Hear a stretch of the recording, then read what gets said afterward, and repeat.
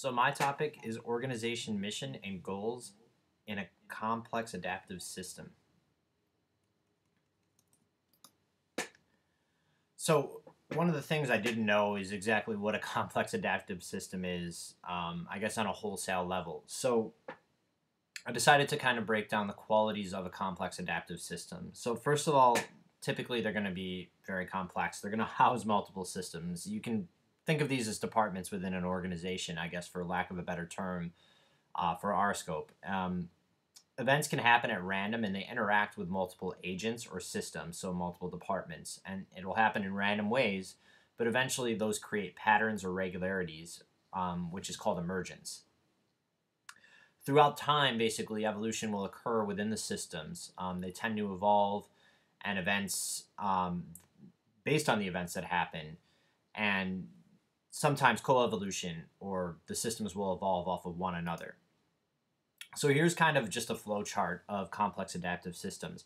And at the very bottom, you see the agents, and we can, again, think of these as different players within the department or organization as a whole.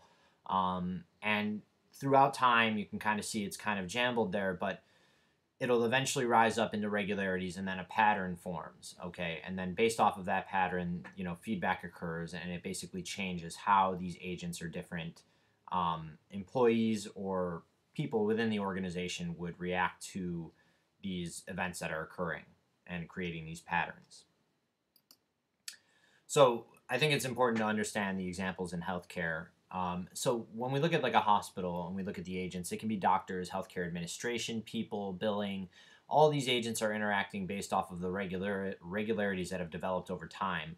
I think it's kind of fascinating when you think of it, and we think of hospitals are kind of invented because of a complex adaptive system, right? Over time, people have become injured, ill, sick, what have you, and needed surgeries or just treatment overall. And because of these random events that have occurred, illness and sickness and different types of treatment that are needed, we've created a facility that houses all these different agents to treat these things. So these sicknesses and illnesses like cancer, if you think of it that way, have became basically patterns that have occurred through, time and evolution through that time. Taking a look at health insurance, you're going to see the same type of thing here. So most insurance companies house many departments. I think when you're looking at it, you look at customer service, account management, sales, nurses, claims processors. The nurses will typically help with care of, different members of the organization, or even pre-certification and checking things to make sure that they're not being done purely for cosmetic purposes. You have claim processors who basically process and approve the claims for payment. You have sales who are going out and selling to organizations or individuals. Account management who are handling these accounts and basically, facilitating to the companies and making sure that everything operationally is running smoothly. And customer service who are, your frontline agents, so to speak, who are dealing with the consumers and helping them understand healthcare on a wholesale level. An interesting thing that kind of occurred to me is looking at this evolution over time from the last slide is you look at a hospital, and something that's kind of been new over the past 10 or 15 years has kind of been these urgent care centers that are popping up everywhere. And they've kind of developed because of these random events that have happened and developed into a pattern, right? We have people who are spending too much money out of pocket going to a hospital for things like a sore throat, or small illnesses. And the problem is doctors were closed after a certain period of time, your 5 p.m.s or what have you. And so you can't get in to see your primary care. You go to the hospital and you're spending money for a place that has far too much overhead and probably too much skill for what's really needed here, for you to just see a PCP. And so these urgent cares have kind of developed with PAs and PCPs and nurse practitioners who now can treat at a lower cost. And that's all developed over a complex adaptive system. So I thought that that's a really excellent example that's kind of came up recently. So now applying that to, we're looking at the missions and goals, which is the other part of my subject here. So mission statements, I think we all know, they provide the company's objectives in an effort to increase performance and direction. They can be both for a company or a department. Goals, and pardon that, that's my cat knocking things down. Goals used in planning for healthcare companies, they can be short-term and long-term, and I think goals are kind of more looked at refined from the mission statement, but they can be more on a department level and an organization level, and being, more direct. When you think of a mission statement, we kind of, and I know we all did our work on those, but we kind of look at this wholesale, movement of a company, to let people live healthier lives, for instance. And when you're looking at a goal, that may be a goal, but you're taking that mission statement and you're breaking it down. Well, how exactly are we going to help people live healthier lives? Are we, changing or revolutionizing healthcare? And if so, how? So I think bringing this all together now, what exactly does a complex adaptive system have to do with missions and goals? So as we talked about, complex adaptive systems start with agents receiving a set of random events. The events lead to these regularities, which we've talked about, which can be long and short term. Organizations and departments are going to harness these regularities or patterns to develop their mission statements and goals, right? So these goals and mission statements are really happening because we're seeing these things, these regularities, develop, and we need to find a way and a goal to address them, right? So over time, these complex adaptive systems, they evolve based off the events. And with that, the mission statements and goals of the organization are going to change as well to accommodate the evolution, right? So we talked about that urgent care example, which I think is huge. We're looking at people who are spending a lot of money to go to a hospital for a sore throat because their PCP was closed after 5 p.m. And now we've developed this system where we have a place for people to go. They can spend less money and they can get the level of care that they still need.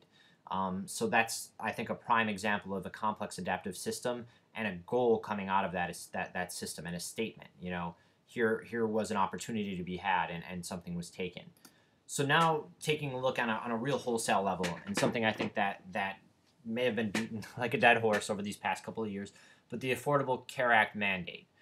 Now, we look at this, and how exactly does it play into a complex adaptive system and these missions and these goals? So the government mandates, if you look at it in a different way, are kind of missions and goals, right? We have these mandates, or there's new regulations for healthcare providers and health insurance companies on a wholesale level by the government. So everybody's got to make these changes. But it doesn't make them any less of a mission or a goal, if you ask me.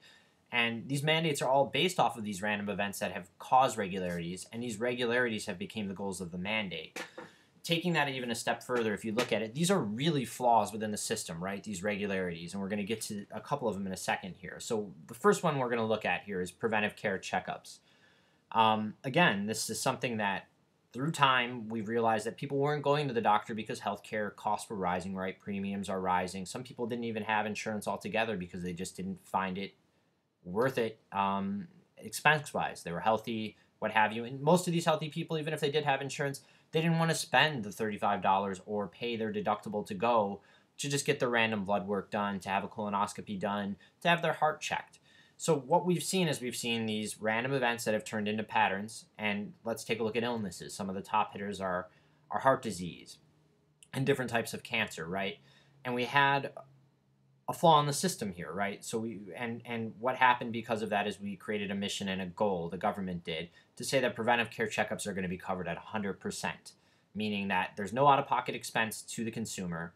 Now, we all know that health insurance is now mandated by the government for everybody, and now everybody has this ability to have a free preventive care checkup covered at 100%, meaning that we can now take a look at these heavy hitters like heart disease and cancers, and they were also high cost to the healthcare system as a whole. And a lot of people were not able to afford their bills because of it. Now, early prevention, as we know, is the best way to catch these things. And so having the ability to go on a yearly basis and get a checkup done and have it covered at 100%, and to be able to stop these things at an early prevention stage really saves healthcare in the long term. But again, this is all came out of this complex adaptive system. Another example here is this 26 age off rule for dependents, right? Now, health insurance used to kick people off, I believe, at 18 years old prior to this. And again, random events of children staying in school longer, going for master's degrees, or finishing their bachelor's and not really getting that full job until they're older, as opposed to, younger years. And this is also a form of the evolution that occurs within these complex adaptive systems. We've now created an area where there was a gap, but this mission or this goal of what I consider the Affordable Care Act has addressed it, and it's made it So now we have a way to cover dependents on their parents' policies until the age of 26. It's mandated by the government. You can't be kicked off your parents' policy prior to that. And so it creates a stopgap for these children to have coverage and to make sure that everybody is having coverage. And now looking at the last one is healthcare exchanges. And a way that I look at this is really transparency, right? We needed a way for people to purchase health insurance, number one, but also over the course of time, looking at premiums, the rise of premiums, and really employers were covering the majority of the cost. That's how most people were getting their health insurance, was through employers. Now, when this first started to happen, and in my research I've realized this, people were basically having their full expenses covered by their employer. They weren't able to pay them as much, so they figured health insurance was a good way to offset that, right? And over time, health insurance became more expensive, and it became more of a burden to these employers to cover the insurance, and they've passed on more of that premium to the employee as a result. Now, the problem is that employers don't always share that full cost or what they're really paying for your health insurance policy. So while your employer might be paying $400, $500, $1,000 out of pocket for your own policy, and you're paying $100 of that, you don't really know what the full cost of your policy is. So healthcare exchanges, or at least the private exchanges and some of the public exchanges, have created transparency on the cost of healthcare, right? So now we have an opportunity here where employees can go on to, and I happen to work for an exchange, log on to an exchange, and instead of just saying your employer is, you don't know what your employer is paying, and you're going to pay $100 if you buy this policy, or $200 if you buy this one. Instead, now you see the full cost of the policy, and instead there's a model now that came because of these complex adaptive systems and these random patterns to help to try to resolve it, and that's direct contribution. And what that is that's the employer giving you the full amount up front. So if they're going to pay $600, they're just going to give you the $600. You choose how you want to spend it on your medical, dental, and vision, instead of your employer saying, we're going to put $300 towards your medical, $50 towards your vision, $50 towards this, and $50 towards that. And what it's caused now is people can now take ownership in the shopping experience and buy a policy in healthcare that fits them. And instead of knowing that your employer is paying $300, or not knowing that your employer is paying $300, you just decide where you want to spend it. If you want to spend all $500 on your healthcare and have a copay plan, you can do that. If you want to decide to buy a high deductible plan for $100 and take that $400 and roll it into an HSA and have it roll over year to year, there's incentive there. And it's caused people to now more understand healthcare policy and research it more, because now they're taking ownership of it, like when you go to buy your groceries or anything else. They're looking for the deal. They're looking for something that has incentives for them. And so I think that that's important to realize. And all this is kind of came out of complex adaptive systems. They're there in everyday life. And we're developing missions and goals like the Affordable Care Mandate here to kind of help those and house those. So conclusion here for me, and I really kind of enjoyed learning about this. Complex adaptive systems are the norm for the healthcare industry. Large human-centered service industries account for 80% of all employment. I don't think that really surprises anybody when you really think about it. So many of these large human-centered service industries exist. You look at all healthcare companies, and Blue Cross Blue Shield is a large conglomerate. United Healthcare is a large conglomerate. Cigna and Humana, and so on and so forth. And so you have these large human-centered, because they're really consumer-driven companies focused on the consumer. And you have these large companies, and then basically the effect of these large systems has caused us to develop new missions and goals to accommodate. So now we have these large healthcare systems, and out of this we're seeing these urgent care things coming. We're seeing private exchanges. We're seeing Affordable Care Act, goals and missions, or the mandate, however you want to prefer it.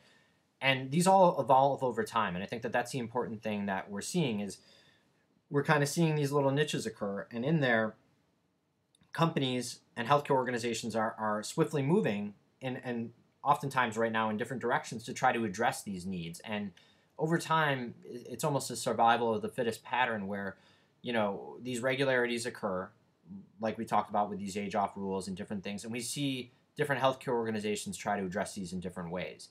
And over time, we're seeing that kind of the strongest ones tend to get the revenue, so to speak, and they get to the consumers, and they kind of win out. Or the government decides what's best on a wholesale level, or even on a state level, and decides to kind of mandate that for the companies within that state or within that country.